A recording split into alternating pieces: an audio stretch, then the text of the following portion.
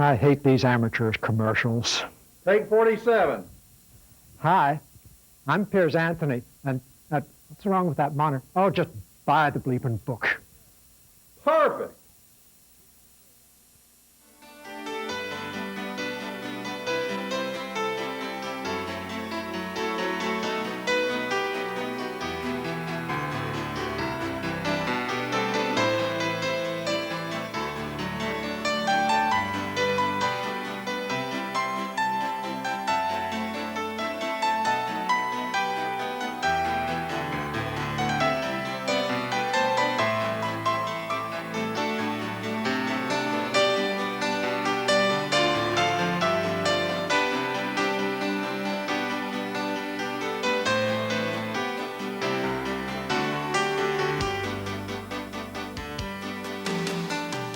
Few authors are as popular or as prolific as Piers Anthony. He has written more than 80 books, 19 of which have made it to the New York Times bestseller list. Best known for his science fiction and fantasy, Piers has delighted readers with tales of magic and wonder for 25 years. As a master storyteller, his tales range from the hard-edged and grim to the light fantastic. His characters are real. They live and breathe, putting us through the full range of emotions. Ron Lindon visited Piers at his Florida home in the middle of his 87-acre tree farm. Piers took time out from his busy schedule to talk with Ron about his life as a writer. Join Ron now in his conversation with the gentle ogre, Piers Anthony. Well, Piers, we're sitting here in one corner of your writing studio, and the first question that I have is one that always comes up sooner or later, and that is, why did you become a writer in the first place? And that's the easiest question to ask, and it's the hardest one to answer, because I became a writer almost by accident through a series of mishaps in life. So I can say that having failed to do everything else that I tried to do in life, there was only one thing left, and that was writing. But it is true that I had an ambition to be a writer. I just didn't expect to realize it. And so, well, originally I hoped to be an artist. And having finally, after 6 years of art classes, taken a look at my work and concluding that I simply didn't have enough talent for that, almost overnight, I said, well, how can I be artistic? How can I express myself if I can't do it in paints? I thought, words. And I said, I'm going to try to be a writer. You say you became a writer because you really couldn't do anything else, and art wasn't working. You seem to have been led to some sort of creative outlet. Was this because of a need to express your feelings, or because you thought it'd be fun, or what was the motivation behind that? The need to express myself somehow. I think perhaps everybody has that need. It seems that half my readers are hopeful writers. And I understand, you just want to get out, you want to make some kind of a mark on the world, you want to be something. And I think it was just subliminal isn't the right word, sort of an unconscious drive that I did have to. Yeah. Why'd you decide to use science fiction and fantasy as an outlet for writing rather than action adventure or horror or some other scenario? Okay, that is easy. That was the only genre I was truly conversant with. I'd read it from age 13 when I discovered it on. It's all I read for pleasure, so I knew the genre. And what was the what's the first science fiction or fantasy book that you can ever remember reading? Okay, the first one I read, knowing that it was science fiction, was actually not a book, but a magazine. It was the March 1947 issue of Astounding Science Fiction. Somebody had left around the office, and he said, you can have it if you want. I started reading it in past time, took it with me, and I was hooked. Looking back now, I see that I had read it before. That is, I'd read in the genre, I just didn't know it. I'd read The Hobbit by Tolkien. Didn't know that it was fantasy, didn't know there was a genre. I thought it was the greatest novel I ever read back in 1948 when it came out. Yeah. So it took me a while to catch on to what I was reading. I see. And once you decided to become a writer, that was the direction to take, how did you become a writer? How does one actually get started? Did you just take special classes? Was there some special educational process? What did you do? No, again, I had taken classes, and I had had a good education, which did help me. I didn't appreciate it when I was getting it, but learning my P's and Q's, learning how to express myself in correct grammar did help me later. But at the beginning, I really had to do what everybody else has to do. I just had to start writing and sending it off. There really isn't any other way, and keep trying and trying and trying, and you develop calluses on your soul, all these rejections, and going through that long process. It wasn't any glory. When you started, you had certain ideas about what it would be like to be a writer and certain dreams. And now that you've been a writer, how is the reality different from what you thought it would be when you first started? There isn't even any one reality. I've been through a multitude of realities. First was the idea that I would write something, I would sell it, I would get the money, I would be successful, I would write another thing, I would go ahead. Great. That didn't work. I just got rejections. Rejections, rejections. I kept a list of them every year for 8 years, rejections. So that the reality was having to work in some other line of work and write part-time and get up courage to send it out again and get it rejected again. But later, when I did start selling, it started to change. Then I hit the reality of being a writer who nevertheless was, I worried that I would have to go back to paying work, because if 6 months went by and I didn't sell something, I might have to quit. I knew that, and so I was nervous. Finally, I got to the point where I became a successful writer, not successful in the sense of selling a story every 6 months, but successful as being able to earn a living at it, and finally a good living. And that was beyond all my expectations. I can say one thing that surprised me. I was worried about being a writer. Can I depend on it? I was afraid that I would always be nervous. Instead, I found a great sense of relief. The first time, there was no boss on top telling me how to do something, telling me wrong, blaming me when it went wrong. I didn't have to answer to anybody who didn't know what he was doing, only I got the blame. I could answer only to myself. And that was a wonderful feeling, and that has never left me. I glory in answering only to myself. I love that. But I never saw that coming. I didn't know that when I dreamed of being a writer. Tell me about the practical approach to writing. I mean, say you get up in the morning and you say, I've got a new book to write. How does that process work? What do you do first, and how do you go through it? The process of creation has changed since I became computerized, so that it's hard to give a single answer to that. Say I want to work on a novel. I may have an idea, a brilliant idea, and I can give an example. As I'm interviewed here, the most recent novel published is Firefly. That came to me when I was reading about fireflies, and I read that they would excrete the acids of their stomachs and inject it into the prey, dissolve the prey from inside, and then suck it all in again. The digestion took place in the body of the prey. I said, yeah, that's awful. Many insects do feed that way. And I said, supposing somebody found a man who had been eaten that way. And it intrigued me, and I started working on a horror novel. But from that point to the point when it was published was, perhaps a decade. Many changes. I found my original idea wasn't enough to make a novel, and many things came in. I had to get into heavy characterization.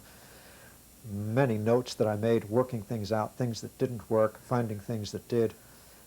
I really think of writing a novel, this novel and any other, is like building a highway, that you don't just go out and next day the highway is there. First you have to survey it.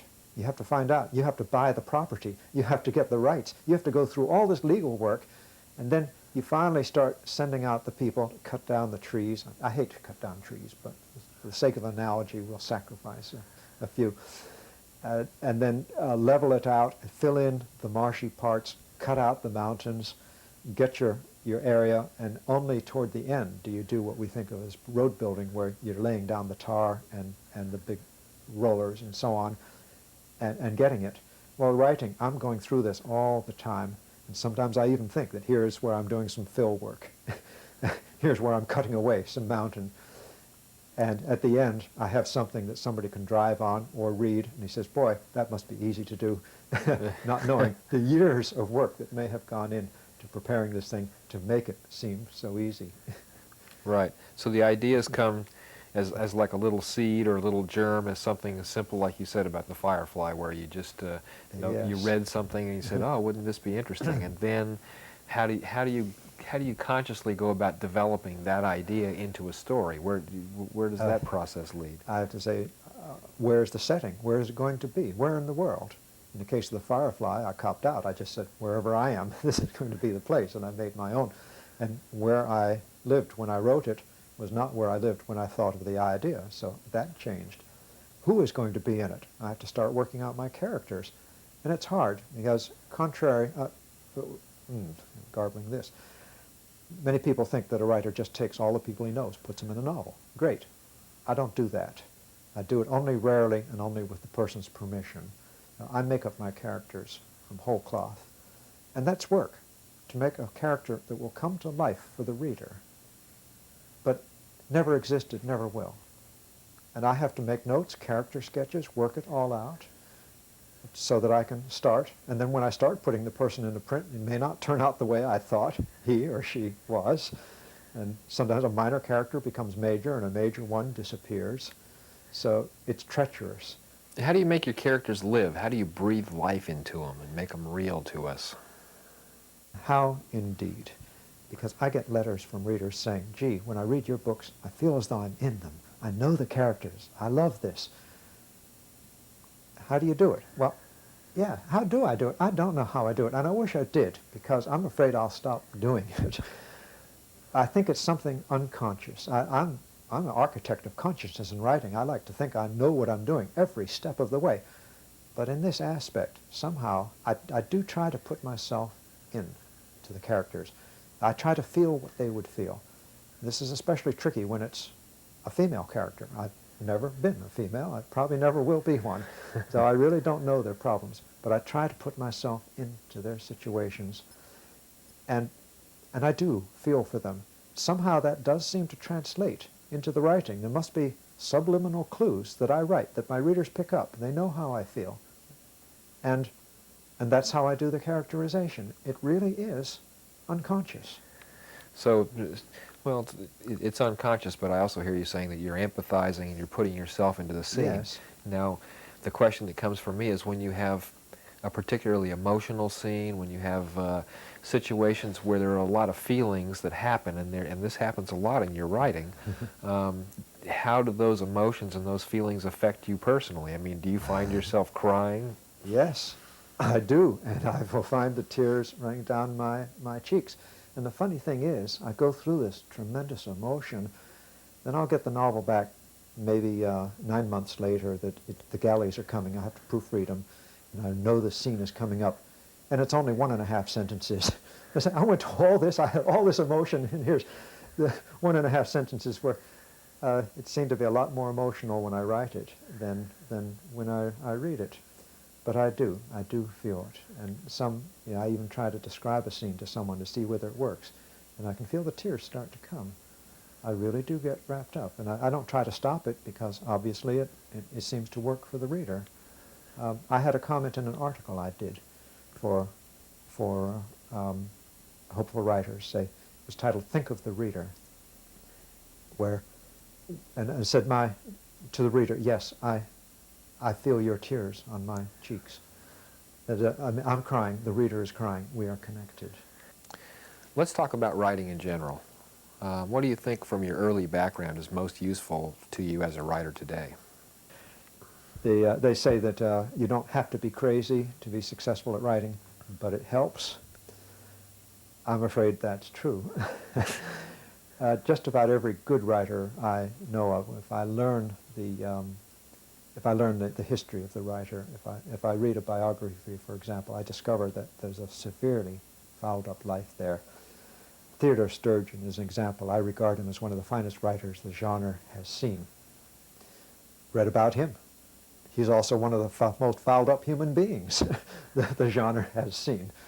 He was able to translate that into truly feeling writing. So you go back to my past, yes, it was fouled up. I had problems all over the place, and now that I'm well past it, I don't mind admitting that I was so fouled up I developed tics. I would have to throw my head. I can't imitate it anymore. Every so often, every 30 seconds, I would throw my head. I would shake my hands.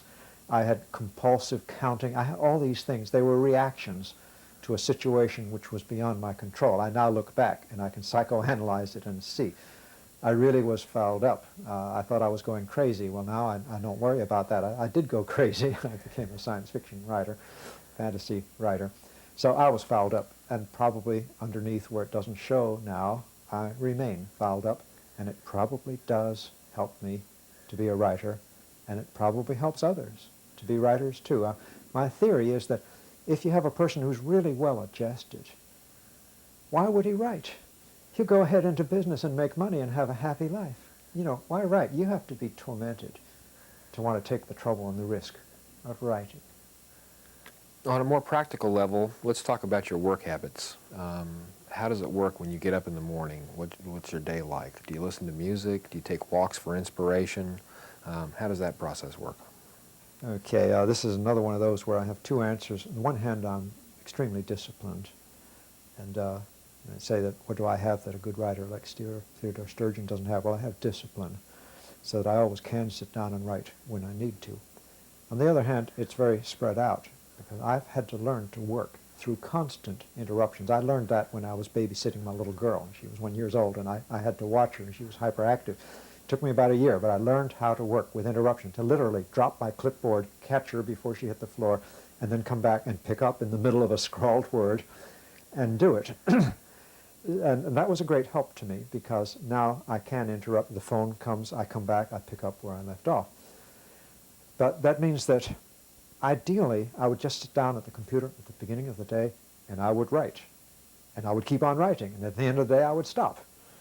But in practice, I start writing, and my wife comes in, I have to endorse a check.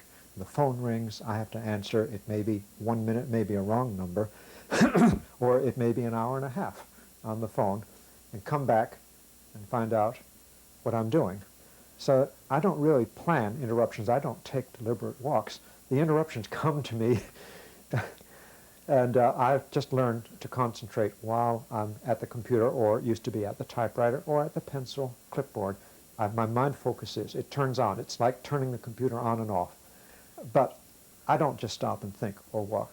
Mostly when I'm thinking, I am typing at the same time. It's because of my system, my guaranteed no writer's block system that would enable anybody to write as prolifically and as steadily as I do if they only had the wit to follow my system. Nobody else does. If I hit a problem, it's not writer's block, but I may say, here's my hero. And my hero, he's fallen into a pit, and the walls are sheer, and he's 10 feet up, and he can't climb out, and he has no way. How does he get out? It beats me. I got him into something I can't get out. So I switch over. When I did it in pencil, I would do it with brackets. I would put a bracket to show that this wasn't part of the text. And then I would start writing, and I'd address myself, say, okay, how does he get out? Now I do it with the computer. I switch to another file. I have a program that will call up as many as 24 files simultaneously. I can switch over to one, a note file. And I type it helps to actually ask myself to write it or to type it. Say, okay, here he is in the pit. And I even summarize the situation so the note file will know what I'm talking about. It's a personal thing. It's like another person. Here he is in this 10-foot pit, and the walls are slick, and he can't get out. How does he do it? Say, can he make a ladder? No, there's nothing. It's absolutely bare. I'll finally come up with some answer. Well, what's it made out of? It's solid dirt. I get an idea. Say, all right, well, suppose he urinates on it or something like that. Wets it down, digs out, or something like that. In a novel, and then I said, wait, no, you can't do that. You can't do that. This is a novel children will read. They don't know that natural functions exist, and their parents certainly don't know. So we work out some way, and maybe in the end he will start kicking the side, and the earth will chip away, and then he'll stand on it, and we'll find a way to get him out. So then 45 minutes later I come back, and I pick up, he's just fallen in, and he starts in, and I write the scene. It looks as though I just wrote it without thinking. But I had a lot of work. It might be 5 minutes, it might be an hour, it might be a day. Sometimes my whole day's work consists of notes to myself, figuring it out.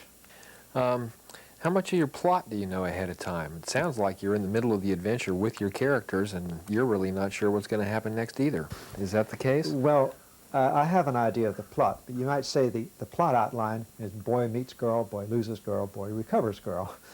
Then the detail work is when I'm actually writing. Here's boy on the way to meeting girl, and he falls in a pit. And I have to, because I can't have 3 sentences as a whole novel. The publisher wouldn't pay me very much for that. So I have to work it out. I have to characterize him. I have to put obstructions in his way.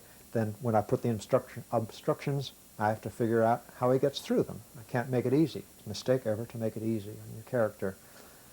And so it's my building a highway analogy again. First you go on a map. You say, I want to get from here to there. I want to get from New York to Los Angeles. Then you start figuring out how to get there, and you discover it's a pretty long walk. Right, I see. As a writer, you spend a good deal of time at the keyboard and thinking about your stories and writing, and basically you're alone a lot. Do you ever get lonely? Yet again, yes and no.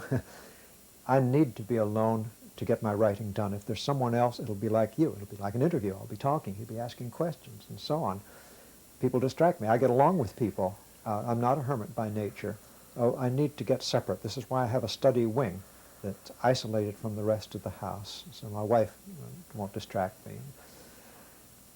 Yet, I also need the company. I have the radio on continually while I work, songs and so on. I have tapes. I have CD discs. I don't listen to them much because the radio has a personality. It has an announcer in between. I need that amount of company, even though I'm not paying attention to it. So I always know there's someone there. I can hear someone there with me. I also need to know that even though I don't have my wife in the room with me, that she's elsewhere in the house. And when she's not, I get tight. Say, there's no one in the house but me. I start feeling it. It's not a direct thing. I don't see her. I just know that she's away. Sometimes she has to be away for a day and a night, and I'm alone, and I'm tight. I still work. So I need that company, and I need to be alone in the room. Right. And in company in the house. You can feel Otherwise that. I suffer. Do you find that maybe your writing also is an outlet for your fantasies? Do you have an active fantasy life? Readers ask me, how can they write as well as I do, and so on. One of the things you can't teach, apparently, is the imagination. I have an active imagination. It will not quit. I think of this in analogy, and I tend to think in analogies. Somebody wants to be a champion marathon runner. It helps if he has the world's finest and healthiest body. And if he doesn't, he can exercise a lot, but it's just not in him. Well, that's what comes with the territory for me. I have an imagination that is unending. It's always going. When I was young, when I was small, that imagination was still running. It conjured monsters. I was frightened. I had to have a light to go to bed. That light would stay on most of the night. I would wake up, I have to see, because of the monsters. I joke now about the monster under the bed. Well, it wasn't very funny when there really was one under my bed. And the children no, they know the monster's there. The thing about the monster under the bed is that when you grow up, you know when you're grown up because you stop believing in the monster under the bed. And when you stop believing in it, it disappears. It's a very sad fate for the monster. But when you're young, you're vulnerable. In my imagination, I had to walk 2.5 miles to school through the forest. I love forests now. I didn't then. There was a monster that would follow me. I could almost visualize every detail. I'd turn around, and the monster was very smart. It would zip out of the way. And the moment I turned, I wouldn't see it. And then it would follow me even closer the moment I started walking again. That was a function of my imagination. When I learned to harness it, now, as I say, I love monsters. I put them in my fiction. They pay my way. It's great. But similarly, I harness the rest of my imagination, and it still goes for me, as it always did. I am a hyperactive in terms of imagination. I can't quit. You might say, my daughter was hyperactive physically. If you got someone who was hyperactive and got in trouble in school and then found a job where he or she was paid to be hyperactive. And you say, boy, how do you do it? No, it comes with the territory. And this is what I can't tell my readers how to do. I can help them a little bit. I make notes on ideas. I have ideas all the time. And I try usually to have a pencil and paper or something within range. I get a great idea. Say, this is wonderful. I'll never forget it. Don't you believe it? You forget it in 5 minutes. I write it down, and I save those ideas. And later on, I will come back and use them. I think any reader, anybody who's a hopeful writer, probably has a lot more ideas than he knows. If he just wrote them down, end of the month, he'd find he had about 15 good notions. Then he can work on them. But if he waits to the end of the month and said, hey, I had great ideas, now I'll sit down and write them, his mind will go blank. That's what happens. So I can help my readers to that extent, to teach them how to use, how to exploit their own imaginations. They probably have more than they know. Piers, why don't you tell us how your best-selling fantasy series, Xanth, came about? When writers write a book, the publisher will put a clause in the contract saying, we have the option, that is the right, to buy your next book. And I had options. I was glad to have a publisher who wanted to buy my next book instead of to reject it. Right. But there came a point when things changed at publishers, and Lester and Judy Lynn Del Rey set up Del Rey Books. It wasn't called Del Rey Books there. It was part of Ballantine, but it is now known as Del Rey Books. And I had known Lester Del Rey when he was a magazine editor. I liked him. I thought he was a good editor. In fact, when I was coming up through high school, I read magazines he edited, and I said, if I'm ever a writer, that's the kind of editor I would like to have. And they expressed interest in my work, and I said, I want to write. But another publisher had the option. My next book would have to go to the other publisher. And so I thought about it, and I said, I'm writing science fiction. I haven't been writing any fantasy. And I talked to the other publisher and said, how would it be if I split the option? I'll show you my next science fiction novel, and we'll count fantasy as a separate option so I can show it to this other publisher. And publisher I was with then, which was Avon Books, was very generous about it and said, yeah, go ahead and do that, and if they don't buy it, show it to us. So it was nice. Publishers aren't always ogres. Not always, not quite always. But I started just because of a technical thing, an option. Most readers won't even know or think it matters. I needed to do something else than science fiction that was still close enough to what I did so that I could write. Mm-hmm. And Xanth came out of that. And you may wonder why it worked so well. At first, it wasn't even conscious. I was in the process of buying property up here in Citrus County, where I now live. And it sort of played on my imagination. And when I made a fantasy world, it sort of resembled the area that I was. The property I bought had a railroad cut going through. My daughters and I were then, one of them was 6 or 7 years old. They were very young. We took a cut through the forest and found this railroad. And the land was sort of on a hill dune, sand dune. Florida is mostly flat, but there are a few sand dunes where we are. And so you're surprised if you find anything like a mountain or a chasm. And this railroad cut right through the sand dune and made it was like a chasm. Here you suddenly dropped down 20 feet. And it was amazing. So, wow, in Florida, now in New England where I grew up, this is nothing. But in Florida, this was amazing. And that caught hold of my fancy, too. Anything that catches my imagination, likely to appear in my fiction. So I changed it around, I moved it, I made it larger, it became the Gap Chasm of Xanth. It's famous. Xanth looks just like Florida. I finally realized it was Florida I was writing about, and we finally put a map, and so on. And so here it is.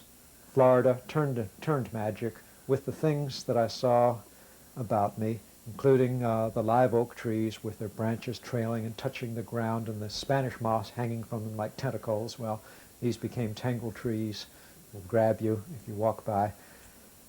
All of Xanth is made from all of Florida. There are, I haven't counted them, there are hundreds of parallels you can find.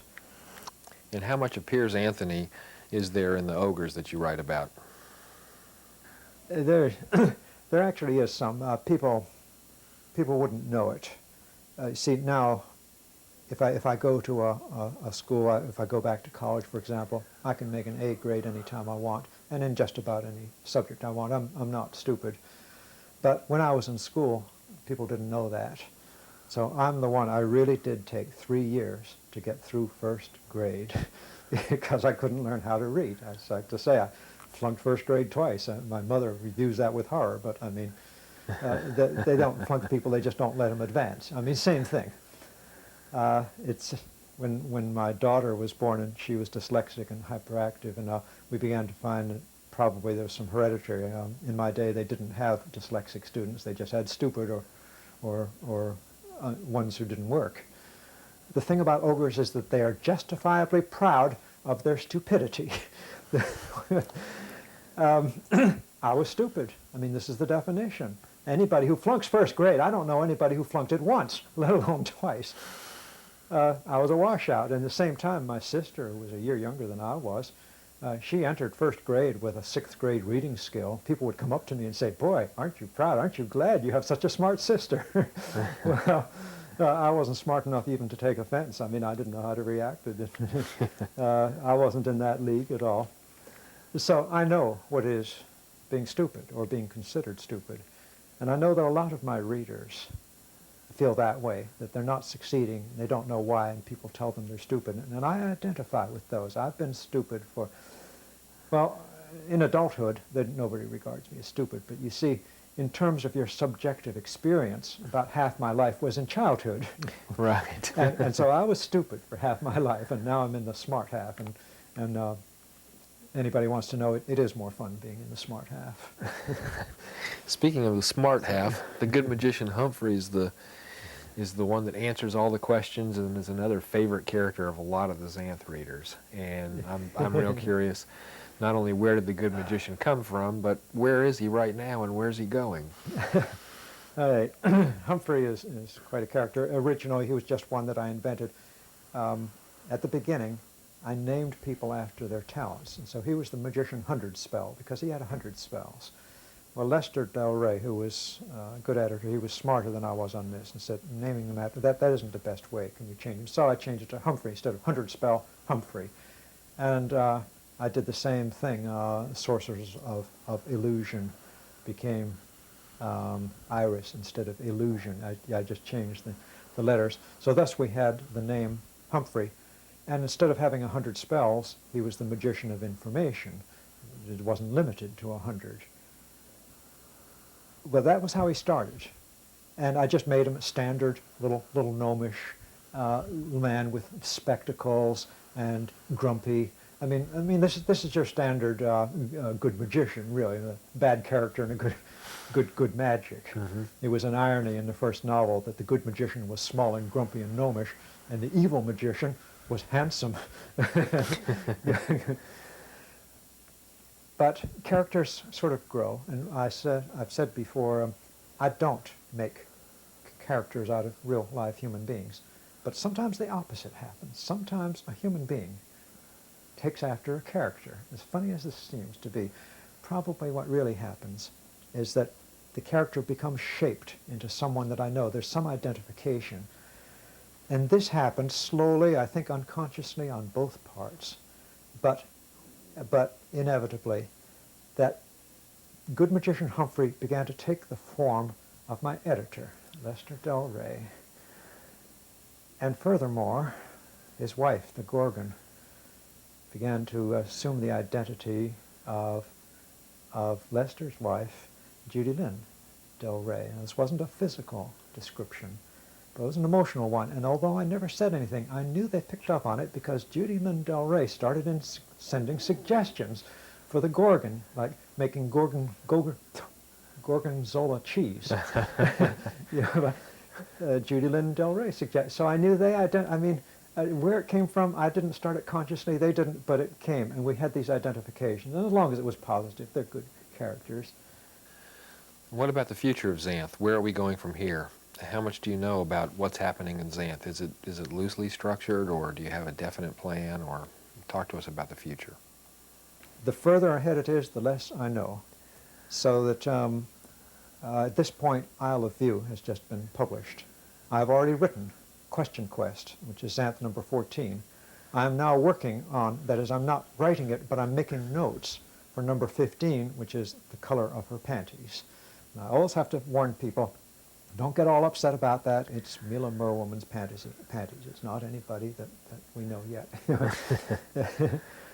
One teenage boy has already written and says, please change the title. My mother won't let me have it otherwise. Well, it's going to be a real shock when that hits the bestseller list. We're going to freak out the world. Beyond that, we have Demons Don't Dream. That'll be done in the form of a game. And I'm forgetting my title, but I do have a couple more titles there. Geisha the Gargoyles, I think another. At some point, they become just titles. The further away they are, it's like approaching a mountain. The closer you come, the more detail you can see. Mm-hmm. They start with puns. The truth is, I can have almost any story with almost any title if I work it around. Right. So the number 17 and 18 are just puns. I really don't know what's going to happen. And it's smart for me to keep that distance because there can be, it leaves it open and new things can come. Most notable was in Isle of Few, where the whole Jenny Elf theme came in. Just before I wrote it, I was just about to start it when this came, and I had room because it wasn't that well formed. Right. And it worked. Had I had it too well formed, I would not have been able to do that. So it's a deliberate, keep it open and make notes, collect puns, but keep it formless until I'm there. And what's the difference between writing a commercial or a fantasy type book and a more serious work? Characterization is one. When I get into mainstream writing, I do what I call mainstream characterization, which means I really know my characters. I really follow through. I really understand them. And I do not depend on some joke to carry the story. It has to be real. Now, it's funny that people read Xanth, which is the opposite, and they say it's real to them. They feel as though they're in the story. This is where I'm doing the least of that, ironically. How much influence does your family have over your work? How much input does your wife Cam, or your children have over what you write? One of the most subtle ways, the fact that I wouldn't be writing at all if I weren't married and had a wife that was willing to go to work so that I could stay home for a year and not earn anything and try to be a writer. The agreement on that was that if I couldn't make it in a year, I'd give up this foolish delusion and settle down and earn a living. And I had a fifth cousin that did exactly that. He didn't make it, and so he settled down and earned a living. He became an executive at Sears, and he earned his family a good living. Unfortunately, with me, I managed to sell some, but not enough to make a living. Took me longer. So without a wife, people say, what does it take to be a writer? And I say, have a working spouse.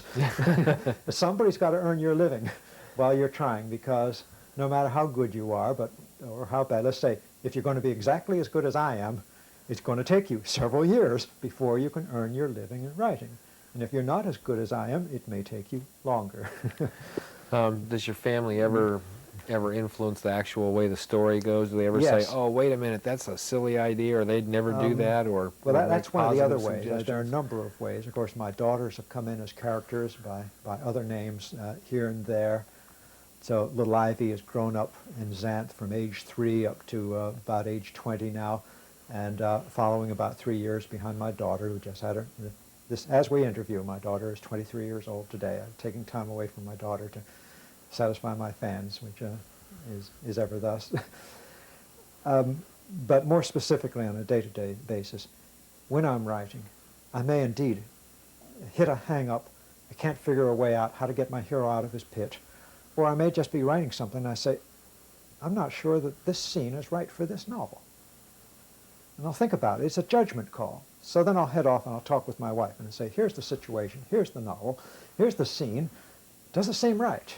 And she'll say, well, have you considered this? Well, yeah, what about that? Well, what about that? And we talk over in about 15, 20 minutes. I'll come to a conclusion, which may be to throw out the scene, or it may be to revise it, or it may be that it's okay, and I go ahead.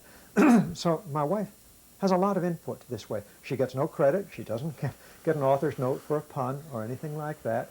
She's just there, act as a sounding board, and some of her input thus gets put into my novels. And I think this sort of support is good for a writer. You can't cut yourself off from the world. You've got to know how human beings react to some of your scenes in some way, and a spouse is a good way to know.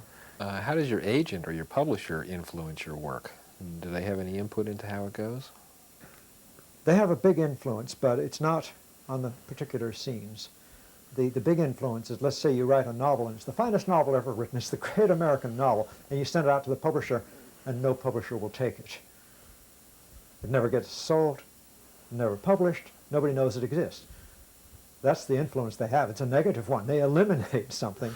On the other hand, suppose you have a novel that's mediocre, and it's just the same as 100 other novels in print. That's what the editors want. They buy it, they put it in print, and you become famous. They have an enormous, and I think unwarranted, influence in this respect. I think maybe, now again, this is the writer talking, you have to interview an editor to get the other side. Maybe if we abolished editors, we'd have better writing. What's the best advice an editor ever gave you? Okay, that follows right along, because I have to look and think for a long time before I can find any good advice that an editor has given me.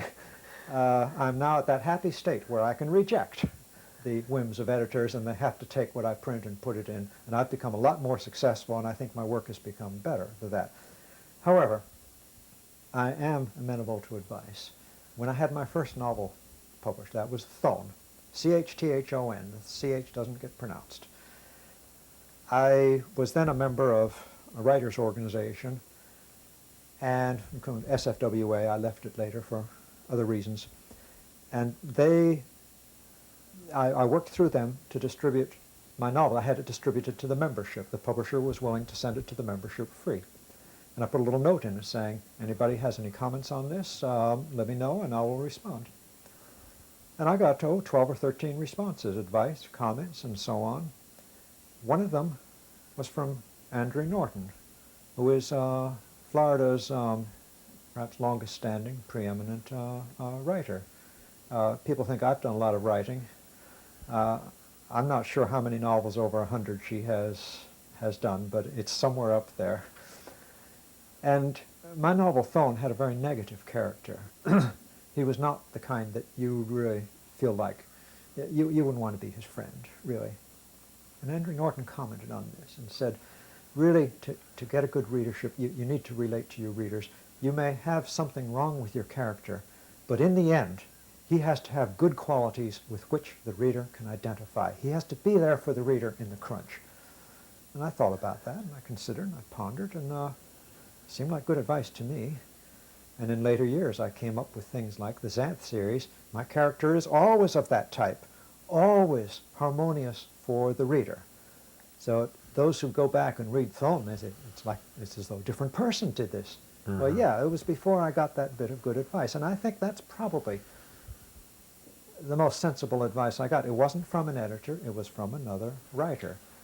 And that may have enabled me to become as successful as I have been. That change in the character. So let's give, actually Andrew Norton has edited too, but my knowledge of her is as another writer. Yeah. You once told me that you used to write the first draft of your book in pencil because of your heating situation. Tell us that story. When I first started, I typed. I had a little portable typewriter I'd bought for $20, and I typed them. And then my little girl was born, Penny. And she was hyperactive. She was cute. And my wife was still going out to earn our living because I wasn't earning that much as a writer. So I was babysitting Penny, and I would take care of her, and I would feed her and everything. I would even sit up at night with her on my shoulder. She was hyperactive, and she wouldn't go to sleep unless she was on my shoulder. And when she got to sleep, I would try to put her down. And she would wake up, and I spent more nights sitting up, sleeping myself with her on my shoulder. Well, when I was typing, I would put her in a little bassinet in my lap, and she would be right there, and I would type. The trouble was, the moment I stopped typing, she would wake up and fuss, and I had to go on type. But my imagination didn't work. I had to stop and think. It was very difficult. And then as soon as she started crawling, I couldn't stay at the typewriter. She would crawl out of sight, crash. I'd have to go after her. So I switched over to writing on pencil on a clipboard. And it was very versatile. For one thing, I could travel while doing it. My wife would drive and I would write. I could take that clipboard and pencil anywhere, and I did. When I later went to conventions, I took it, airplanes, everywhere.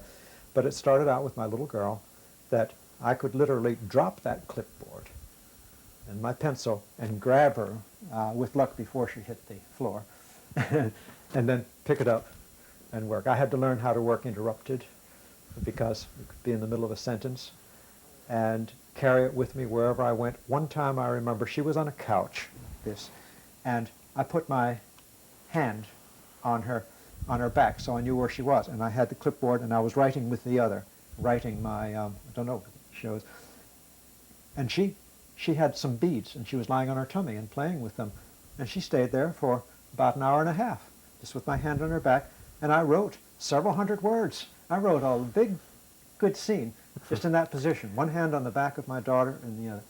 So that's why the pencil. It finally ended when I computerized, and that time my daughter was about 17 years old, and I said, you know, probably she's going off to college, you know, and probably I don't need to have a clipboard so I can drop it to grab her You didn't have to before she keep your falls. hand on her back anymore. And so I switched from pencil to computer without passing the intervening stages. It was because of my daughter. Now, shall I go ahead and answer the question I thought you were going to ask on that? Yeah, about the heating situation. That for a time, my study was unheated. Now, this was after my daughter was born. Then we all moved up in Citrus County, and it got very hot. It got to be 100. One time, I think it was 105 in the study in the afternoon. And in winter, it got too cold, and it just was uncomfortable. So I took to writing my novels in pencil in the winter, sitting by the stove in the house. We had a wood stove.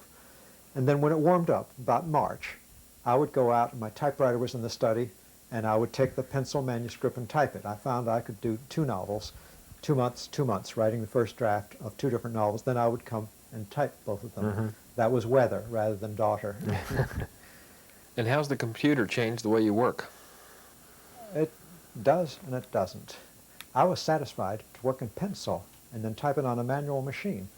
In fact, I was doing more writing than many people on computers were, because it's the head, it's the brain that really starts this. And I came to the computer reluctantly. I didn't like electric typewriters. I said, why pay a machine to do what I can do with my fingers? But if I had to change, they stopped making good manual typewriters, so I had to do something. So I went all the way overboard, got a complete computer system, learned how to use it. It was a real struggle at the beginning. I didn't like this idea of my whole text disappearing with a push of one button. It was gone. Say, sorry, you hit erase. And one program, I swear, I did copy, and instead it went backwards and erased, and I didn't have anything. So there were the usual frustrations. But once I got around those, I discovered that the computer was almost as versatile as the pencil. The thing about the pencil is that you can circle a word, you can cross it out. I didn't bother with the eraser, I just scratched out a word. I circle a paragraph and put an arrow, put this paragraph between these two. I discovered with cut and paste, I could do that with the computer. You highlight it, same as circling it, you delete it, you go up to the other place, you hit the button and it puts the paragraph in. Yeah, I began to get to like that. I also found that the computer was compulsive in one of the ways I am. I'm still compulsive about counting. I count 1, 2, 3, 4, everything. Count steps. Every time I go up the steps, I count the number of steps. It's compulsive. Okay, compulsive can make a living. Computer is compulsive the same way. You move the cursor, it tells you exactly what line and what column you're on. It's compulsive. Nobody wants to know that information, but it wants to tell you. Okay, I like it. It's crazy in the same way I am. So I discovered, to my surprise, that I liked the computer. I was compatible.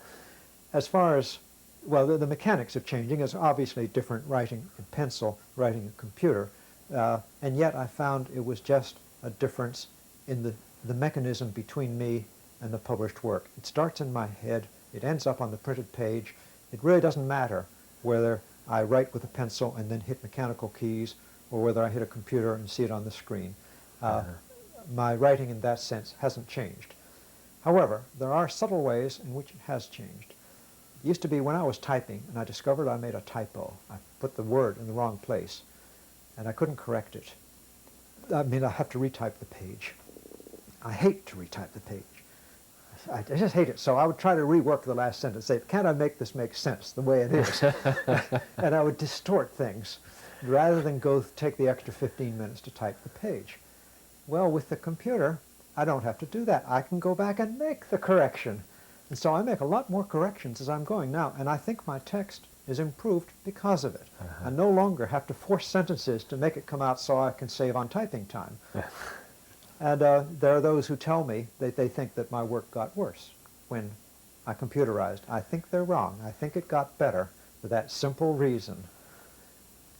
So it has changed. Now, I mentioned on another question, which may not be along with this one, I use a bracket system that when I'm thinking about it, I put a bracket. Well, originally I did that with a computer. I had a simple program, only allowed me to have one file. And then I developed what's called a macro, so where you can do many things at once. Would come and find all the bracketed material, highlight them, and if I was ready to erase my text without all the bracket in the middle of my text. Well, as I got more sophisticated programs, I started having separate files for it. So now I just switch to another file, another window, type my notes, come back to my text. But it's really the same thing that I was doing in pencil. Right. But it's easier and it's cleaner. The typing, the computer has done one major thing for me. It saved me a typing. In fact, it may have saved me 2 typings. I used to write in pencil, type a second draft, and when I had it straight, I would type the submission draft. Now, instead of writing, I type it into the computer, and I don't type it again. Those last 2 typings I don't do. I do a read-through, I edit. If I need to take out a paragraph, I take it out. If I need to change something, I change it. I can do it all on the screen. It saves me about 1/3 of my time. As a result, I can do more than I could before. However, you say, why am I not doing more? Because the fan mail caught on. The fans caught on, and they started writing me letters, and that 1/3 of my time I save, I now spend answering fan mail. so I didn't gain anything. So the computer has changed some of the mechanics of how I do it, but really it hasn't changed. I'm still same old ornery writer I always was. I'm doing much the same thing as I was before. The ogre's still there with the ham fist. You know, I think, let me break into one more. They say with a woman, if she has a mastectomy, loses a breast, but they'll make a prosthesis, so that you can't tell by looking at her which one is real and which one isn't. I maintain that you can't tell by looking at my writing whether I did it on the computer or in pencil. What advice can you give on breaking into the writing profession? Any special tips that you'd like to pass on to would-be writers out there? Yeah, this is very depressing. Statistically, as far as I know, only 1 out of 100 hopeful writers will ever make it. So the first advice is like that on the door to hell. Abandon hope. Oh, you enter here. Because you're not going to make it. Your chances are only 1 in 100 that you'll make it. And I like to modify that. Because they aren't as good as they think they are, don't take the trouble or just aren't. But let's say that you write a novel that is as good as something in print, that it really is publishable. You're still only halfway there, and the odds are still 50-50. Publishers don't necessarily take the best material. They can and do reject good material. Sometimes every publisher rejects something, the guy finally gets it in print, and it wins an award. I mean, I don't want to badmouth publishers, but as a whole, they are an idiot. It's chance whether the good stuff gets into print or whether it doesn't. So, addressing the hopeful writer, this is a very depressing thing. If you want to work a day and get a day's pay, dig a ditch, be a plumber, a butcher, a baker, a candlestick maker. Writing, you're going into a lottery with writing, with the odds 1 in 100 of winning. However, if you are like me, and most of my readers probably are, that won't stop you. You're writing because you have to write, not because you want to get rich. You're not going to get rich writing. For everyone that gets rich, it's not just 100, it's probably 10,000 get poor. I mean, even a successful writer is at the poverty line. Most of them, very few get lucky enough to get successful. So throw away you're going to get rich, just don't try it with writing. I'm messing this up. But if you have to, go ahead and write and write and write. Keep writing. Get a book out of the library. It will tell you correct format, which basically is double-spaced one side of the page and waste as much space as you can, because publishers want broad margins so they can mark it all up and change everything you did. And it really bugged me. One side of the sheet, I hate to waste the side of the sheet, but that's what you have to do. And the truth is, you're a lot more likely to get accepted if you have it in the right format than if you have good material. You better have poor material in the right format than good material. You couldn't submit it in pen and ink, for example. They wouldn't read it. They wouldn't read it. And keep trying, and you will gradually learn as you went. That's what it was with me for 8 years. And I look back over the first things, and I saw that I was gradually improving, not just because I wrote, but because I was living more. I just seemed to learn more about life and so on and get to be a better writer. And so I talk about the 8 years it took me to break in, from the time I got serious to the time I sold. I would love to blame the publishers and idiocy and so on. In this case, I can't. I wasn't good enough. It took me that long to get up to snuff. And it may take other writers. A writer writes to me and says, I'm 12 years old, how can I sell my novel? He better wait that 8 years. He's going to need to. I know he's not good enough. No 12-year-old alive is good enough to make it. So have some patience. And write every day? Well, I don't know whether it has to be every day. If you force it, I have no sympathy for those that say they have writer's block. But I forced it once. I didn't feel like writing. I said, I'm going to turn it out, and I turned out 3 pages. Next day I looked at them, and I threw them away. It was junk. You can't force it that much. But it might help if you had a regular time each day or 3 times a week that you could settle down and write and go. If every time you settle down to write, you don't write, and you say, well, you've got writer's block, you probably are not cut out to be a writer. This is like going out to do anything else, to be a champion tennis player. Only problem is you can't hit the ball. Well, rather than blame the tennis ball, maybe you better figure that you don't have it. I think many writers might. The final question for this segment that I've got is an interesting one, I think. If we could wind the clocks back to that decision that you made way back when, To be a writer instead of an artist. on whether or not to be a writer, would you make the same decision? Oh, with retrospect from this point on, Yeah. definitely, yes. I mean, I wouldn't even need to know how much I enjoyed. All I need to know is that it made me rich. And art never would have for me. But in terms of the personal pleasure I've gotten, yes. Yes. But you see, I'm like someone who won the lottery. You say, would you do it again? Sure you would. Would you say no? Sure you would. But ask the people who lost whether they would do it again. And you get a better I'm answer. just curious about the price of all the years of having to do without the possibilities of other experience for your family and ways that it could have been. For me, this is entirely different. This may be unique to me. The fact is, it had to be. This was the best possible way for me. My early marriage, we lost our first 3 babies. They were stillborn.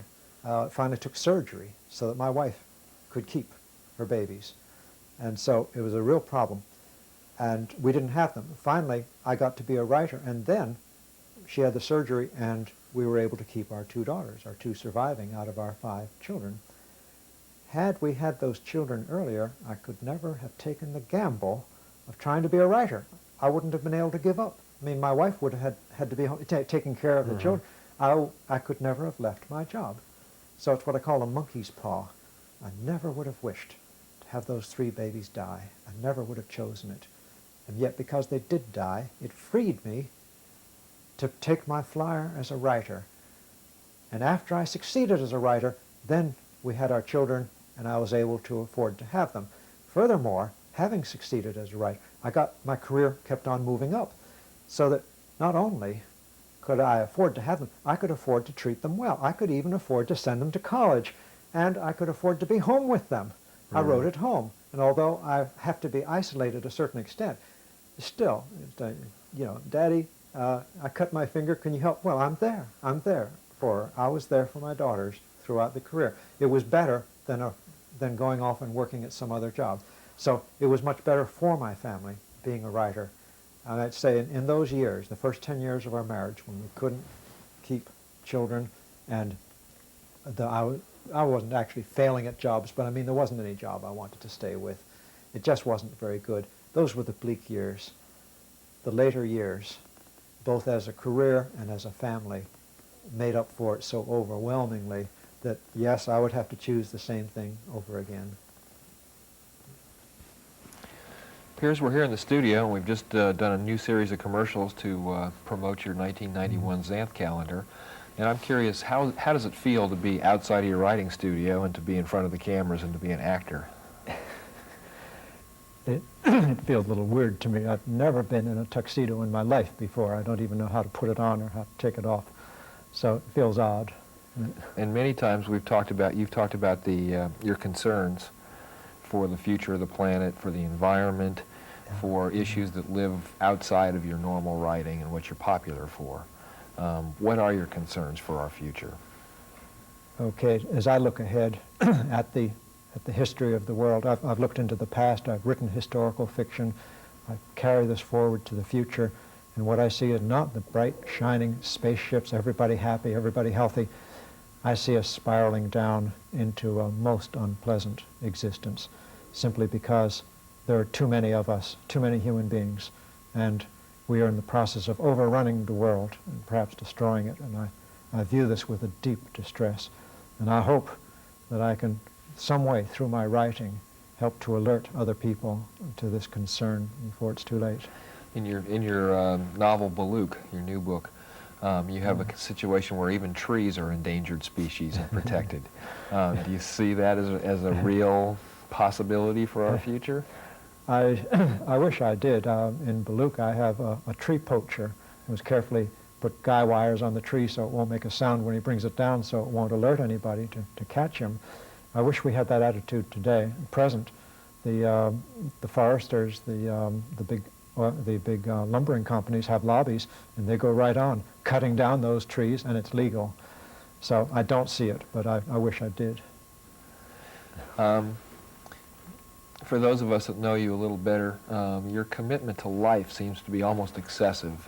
You've told me the first time we met that I should ignore the spiders that lived in your house with you, that the spiders were fine, and that all of life was really special, and you're a committed vegetarian. At the same time, your concerns for overpopulation of the planet seem to be in conflict. There seems to be a paradox there. How do you resolve that? I see no conflict at all. My problem is that human beings are one species. Man is one species who is overrunning the planet at the expense of all the other species. The spiders are in balance with nature. If they run out of flies, the spiders will die. The spiders don't bother anybody. They just stay on their webs. As far as I'm concerned, the more spiders, the better. But human beings, in contrast, are squeezing out the spiders and everything else. And I understand it's more than one species a day we are rendering extinct right now. So conflict, no. I want to put the brakes on us and encourage all the rest, not just spiders, all the rest of nature, the plants and the animals. Your home is now in the middle of, I think it's an 87-acre tree farm, Yes. and you're on the wilderness that borders that. And so I know that in certain ways, like buying tree farms up, that you're committed to making a difference. What else does Piers Anthony want to do to make a difference out there? I wish I could make the whole planet into a big tree farm. And even there, a tree farm is actually a business. Theoretically, we will cut the trees eventually, sell them for money. But my private hope is that I'm dead long before we have to cut any of those trees. I want to preserve them. I want to preserve the animals along with them. The government doesn't see this as part of the business, as protecting the woodpeckers and the rabbits and so on, but I do. So tree farm is the legal name that I use for my excuse to protect a little part of the planet. Well, in addition to that, we also see in your author's notes that your concern for the plight of others, for the human condition on an individual by individual basis is very deep. You respond to hundreds of letters from fans. You have suicidal girls who you're responding to. In the case of Jenny, who became Jenny Elf in the new Xanth book.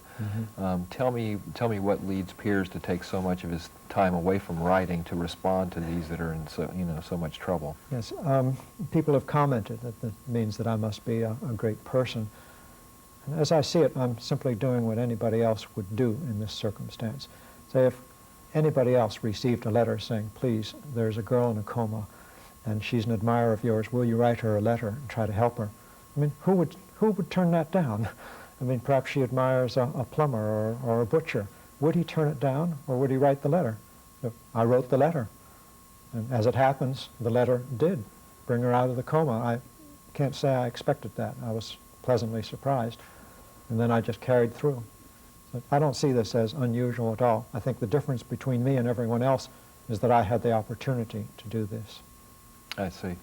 In your new novel that you're working on, Virtual Mode for Berkeley, you've told me that concerns a protagonist who's a female character who's suicidal, and this Yes. has grown out of your ongoing correspondence with a number of young ladies who are suicidal. Tell me some more about that. Yes, I had mentioned in an author's note in a prior novel my correspondence with a suicidal girl, which had started really by accident. She had written a fan letter. I answered. Then she wrote another. About the third letter, she started expressing her deeper concerns, which were suicidal, and she really was suicidal. She telephoned me once, and she was slicing her wrist as she talked to me on the phone. Once that was in print, other girls wrote with similar concerns. I've lost count. I think there have been at least a dozen over the years, and I'm not in touch with many of them now. When they drop out of correspondence, I'm a little nervous and try to explore why. I'm not sure all of them are alive. But I finally put them all together in a kind of composite and made one character, suicidal 14-year-old girl, made her the main character of my Mode series, starting with Virtual Mode. I'm actually writing the sequel to that, Fractal Mode, right now. And she makes a good character. She's perky, she's cute, she's pretty, she's popular, she's everything. When she's alone, she slices her wrists and she wants to die.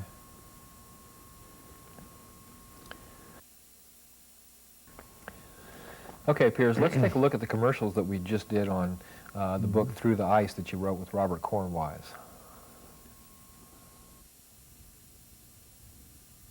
Hi, I'm Piers Anthony. I recently completed one of the most unusual books of my career. Through the Ice is a fantasy adventure I wrote with 16-year-old Robert Cornwise after his tragic death in a senseless auto accident. I never met Robert, but I suspect he could have had a fine career as a writer. The original unfinished manuscript was co-authored by Piers at the request of Robert Cornwise's family. I recently completed one of the most unusual books of my career. Through the Ice is a fantasy adventure I wrote with 16-year-old Robert Cornwise after his tragic death. Through the Ice is available by calling 1-800-HI-PIERS. Well, that gave you a chance to change out of your tuxedo and get more comfortable. This book, Through the Ice, is another story of sort of a tragic circumstance that led to really a very good book. Why don't you give us a little bit of the background on how Through the Ice came about? Well, this is one of the things that occurred through the mail. I get a lot of fan letters. I answer 100 to 200 a month. I read every one of them, and sometimes I get a surprise. In this case, it was a letter from, I think it was 8 people, signed by a group of them saying, please, our friend was killed recently in an auto accident. He had an unfinished novel. We would like you to take a look at it. And I knew, of course, that what they wanted was for me to work with it and try to finish it and make it sellable. And I was not eager to get committed on this. I've seen amateur work before, and I just wasn't eager. But I sent them a polite response because, as it happened, I had had a cousin when I was a teenager. When I was 16, my closest cousin was 15, and he died, not in an auto accident, it was cancer. But it was quite a shock to me. In fact, it was that shock that eventually resulted in me becoming a vegetarian. So I gave them a courteous answer. And then they followed up. They sent me the manuscript. I read it. And somewhat, you might say to my dismay, I found it did have potential. If it had been a bad manuscript, I simply would have told them that it was not savable. But it had good potential, and I knew that I could take that and make it into a publishable book. But I still suggested to them that it would be a good idea not to do this, because I would have to change it so drastically that the intent of the original author might be lost. But then his family wrote to me. They assigned the rights to me, gave me legal title to it so I could work. All they wanted, they didn't want any money. All they wanted was to have the name of their son, have his work carried forward, have it put into print. They asked that if I did it, that I at least would put his name on the title with mine. of course I would do that. So I tackled it when I finished my then current novel, worked on it, did go ahead, finish it, and we put it into print with a small press, a small hardcover. Did a nice job, so they had a nice memorial edition for the family, and that's the way it's in print now. And I am satisfied about that. I think we did succeed in doing something nice in a tragic circumstance. Piers, in one of your forthcoming books, Tatham Mound, you had an opportunity to do a tremendous amount of research with respect to the American Indian. As a matter of fact, you participated in helping to excavate an Indian mound and got involved in a little archaeology along the way. And this book is to come out next year, I understand, later next year. Tell us about Tatham Mound and the Indians and what this direction that you're taking, which is something new. Tatham Mound came about through my daughters, really. I try, as a matter of policy, to support my family, my daughters, and whatever they get in. In this case, my daughter took an interest in archaeology, and she and her mother joined the local archaeology association, and they started helping to excavate whatever there was. And they learned of something very rare in Florida now. It was an untouched Indian mound. In Florida, most of them, there have been hundreds, perhaps thousands of mounds. Most of them were bulldozed out of existence. People didn't care for history at all. Only more recently have they come to appreciate them, and then looters have gotten in and raided them, so that what's left is only part of the mound, and the scientist can't, the archaeologist can't tell what's valid and what isn't. I mean, you need to have the whole book before you can understand this. So the value of an untouched and fairly large mound, it was about 6 feet tall, was very good. Problem is that this is science, and people aren't much interested in supporting science. They'll hundreds of thousands of dollars go to football games and things like that, but try to raise the money to excavate a mound, it's very difficult. But because we had an interest, my wife and I approached the University of Florida, the people who would be in charge of excavating that mound, and offered to finance it. And we did so. It turned out to be a good deal more money than any of us originally expected. We initially thought it would take about $10,000, but there turned out to be 3 times as much in that mound as anybody had believed. Now, that was very good. It made it a very good thing. And by the time we were through financing archaeology, we had invested or donated about $75,000. But we did get the job done. It was a most interesting mound. It picked up perhaps between the year 1000 and 1200. It carried on through to about 1550, and the very top layer had artifacts from the Spaniards.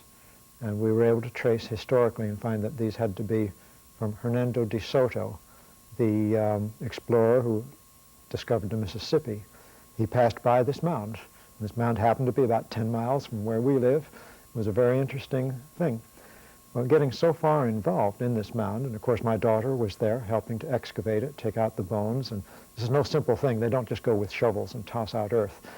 They surveyed in every bone, every piece of crockery, every arrowhead. I mean, that's why it took 3 years to do this. Well, with all this information coming in, I said, I've got to do something with this. I mean, I'm a writer. I just can't let an opportunity like that pass. So I decided to do a novel. And they were very good. They gave me all the information. I did supplementary research on it and wound up with what I think is the major novel of my career to date, Tatham Mound.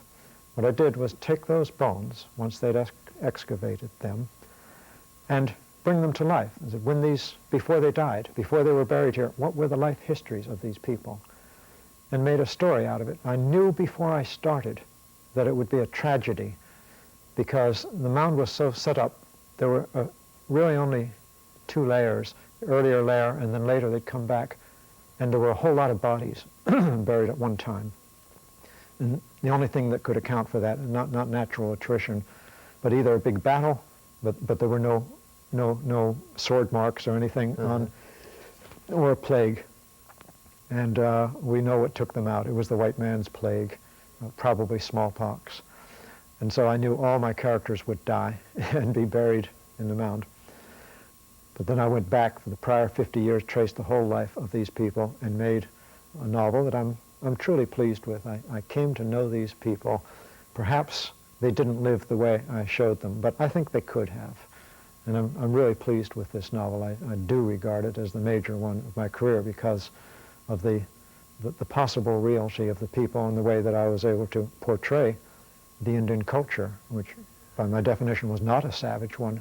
Was it challenging for you to write in this way where sort of like you knew the end of the book before you started instead of like we talked earlier about setting up a premise and then moving forward? I didn't find it challenging. It was saddening. I mean, I knew that there was no happy ending for my characters.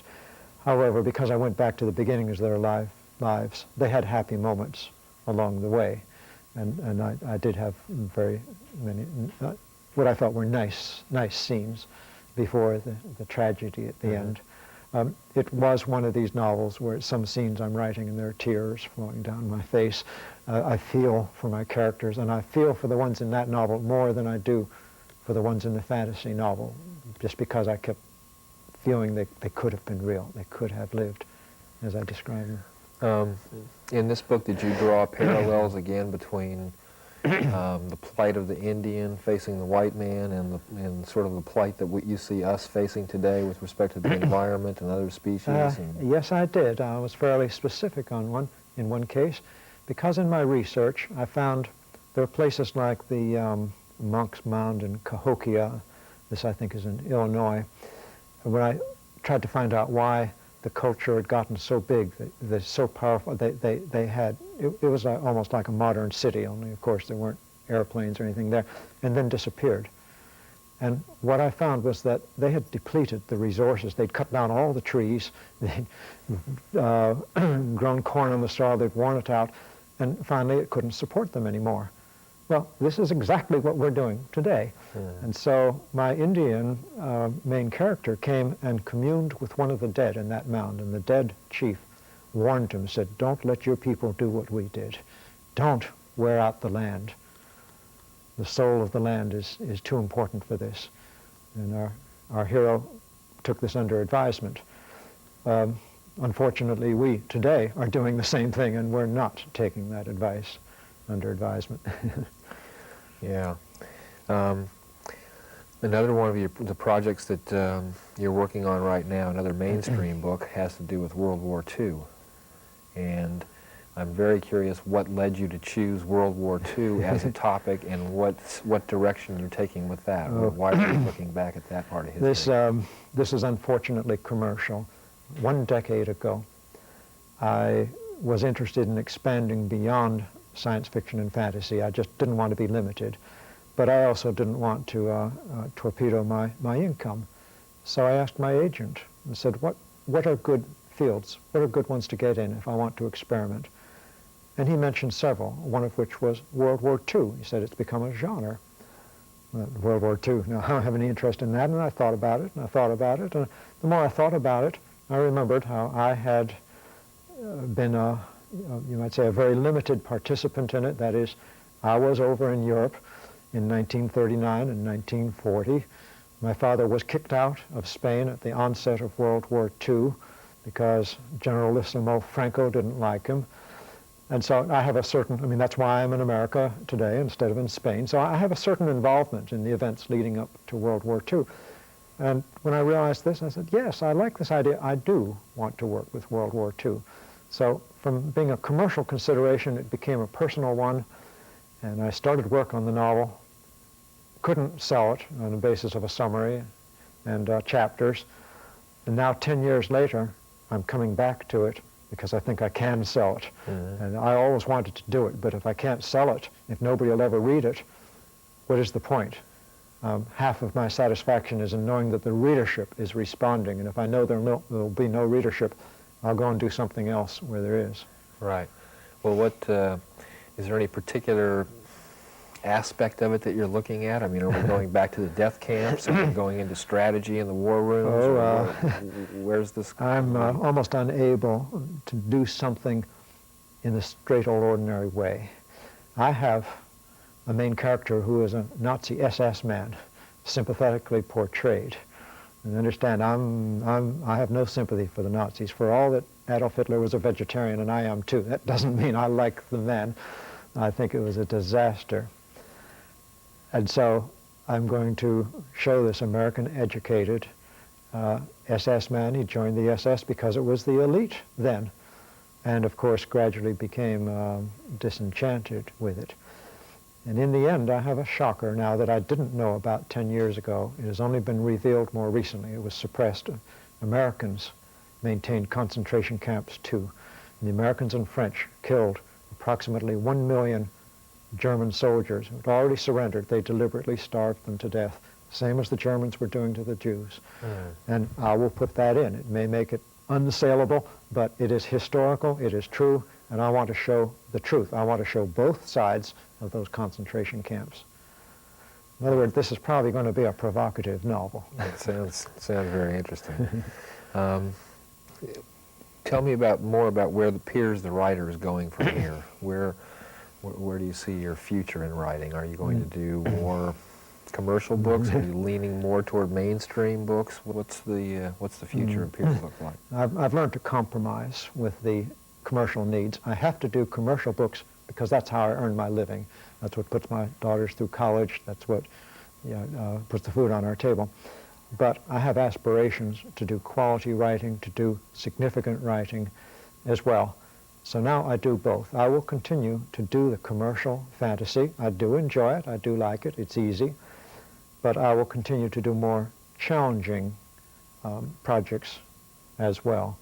The most notable of these will be one that addresses the history of man for the past 50,000 years.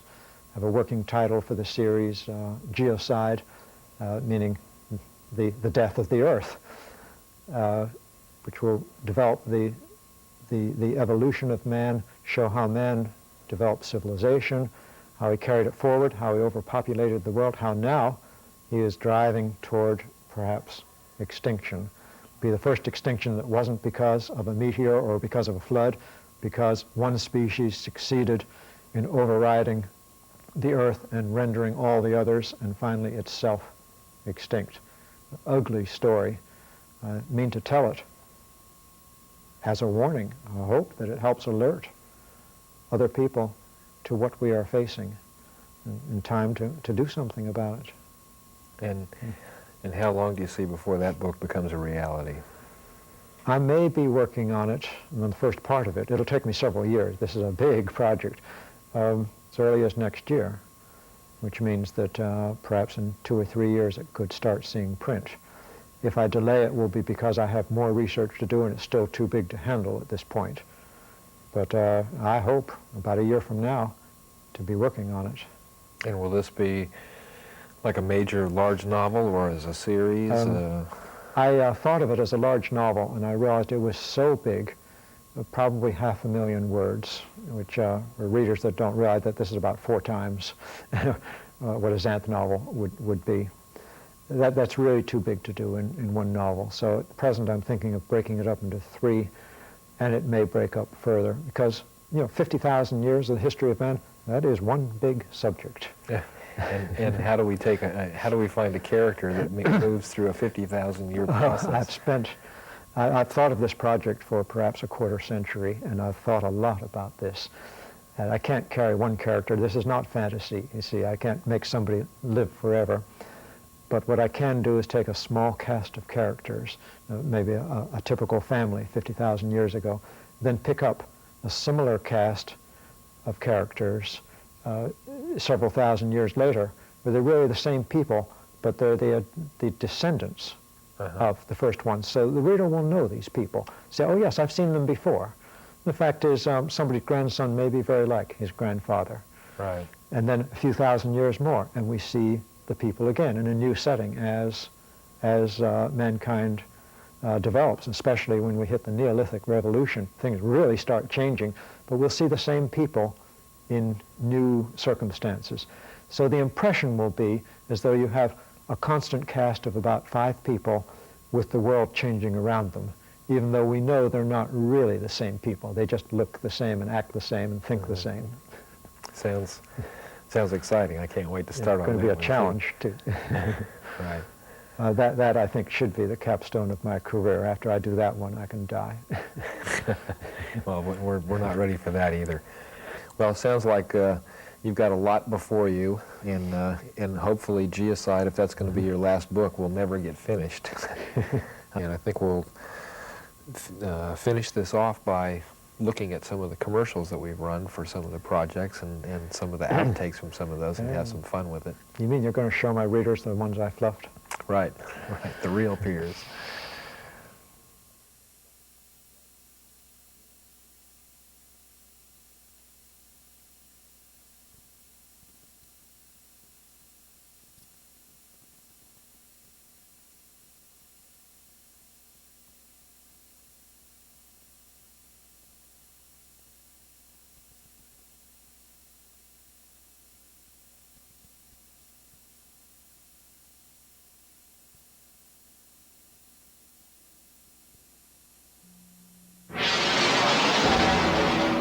How would you know if someone stole your mind?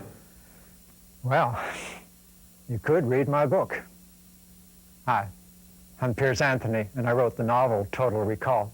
Total Recall is available at bookstores across the nation. Call 1-800-HI-PIERS to receive your free copy of Piers Anthony's personal newsletter and information on his other books. That's 1-800-HI-PIERS.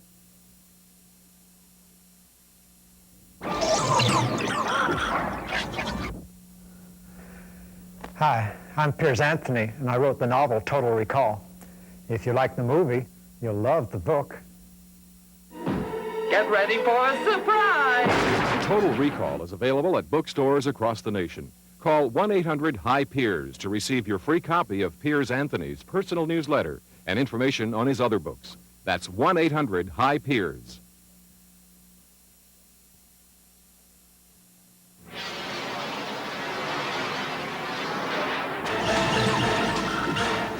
Hi, I'm Piers Anthony, and I can't ever recall writing the book for a movie this big. If you like the movie, you'll love the book. Total Recall is available at bookstores across the nation. Call 1-800-HI-PIERS to receive your free copy of Piers Anthony's personal newsletter and information on his other books. That's 1-800-HI-PIERS.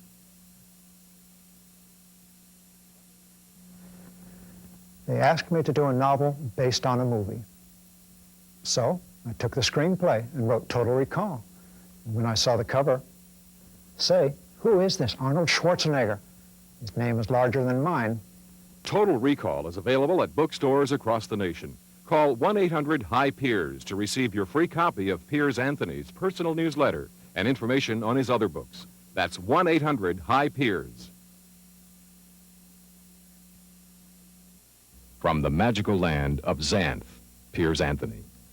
When I commissioned this art for my 1991 Xanth calendar, I dreamed the artist would be able to capture the magic and wonder of my fantasy characters. These works have exceeded my expectations. Follow Rapunzel and Grundy on their adventure through the magical land of Xanth. Piers wrote this special story for the 1991 calendar to delight young and old alike. Call 1-800-HI-PIERS to enjoy the magic of Xanth all year.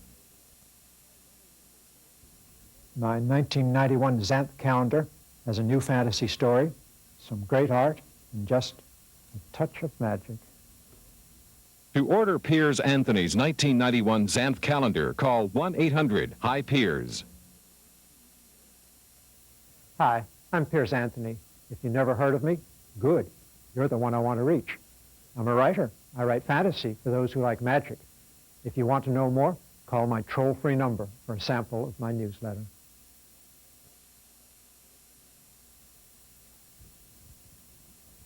Hi, I'm Piers Anthony. I write fantasy for those who like magic, serious fiction for those who don't.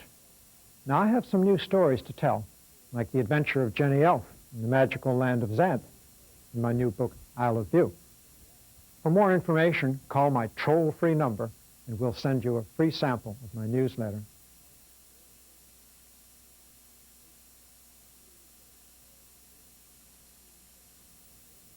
I see you sitting out there in drear Mundania. Pretty boring, huh? Well, if you want to get away from it all, come visit the land of Xanth. I'm Piers Anthony.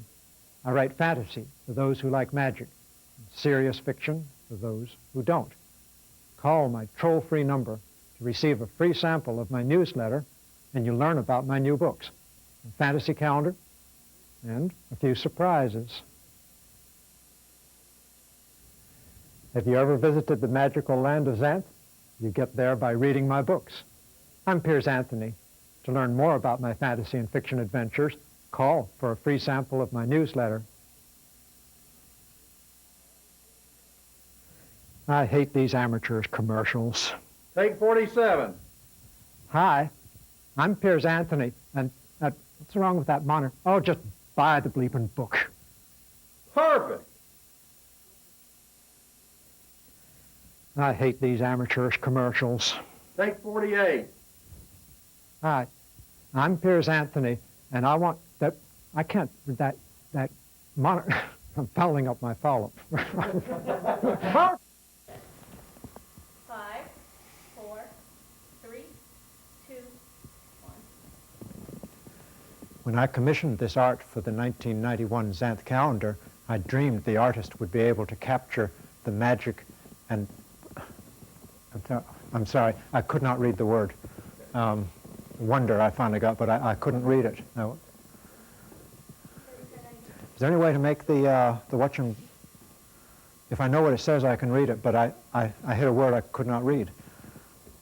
The magic and wonder. Yeah, now I know it's wonder. I can probably read it the next time. Moving fast enough for you, Piers? Oh, it was there. Okay. It was like an eye test. There was one word that was blurry. And that wasn't really a fluff. I got stuck because I couldn't read it. That's all right. 5, 4, 3, 2, 1. When I commissioned this art for the 1991 Xanth calendar, I dreamed the artist would be able to capture the magic and wonder of my fantasy characters. Sorry. It's all right. You know what you're doing. What I need is these have exceeded my expectations. Right. And I knew that. Somehow my mind went blank at the point. Yeah. Don't. 4, 3, 1. My 1991 Xanth Quest calendar has... Start it over. It's hard. I got off, yeah. Xanth Xanth calendar. Quest calendar. That's fine. 5, 1. My 1991 Xanth calendar has some new... Sorry. Can I just count in again? I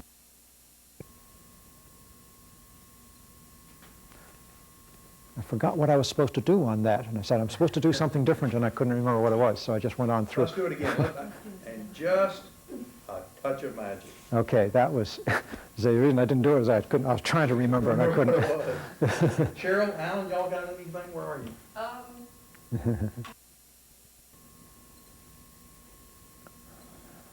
I'm getting no smile at the end. Quite, no. No pause after just. Set yourself up. The just sets you up.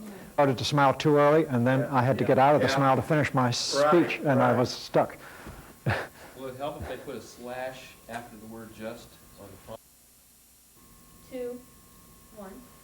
My 1991 Xanth calendar has a new fantasy story, some great art, and just a touch of magic.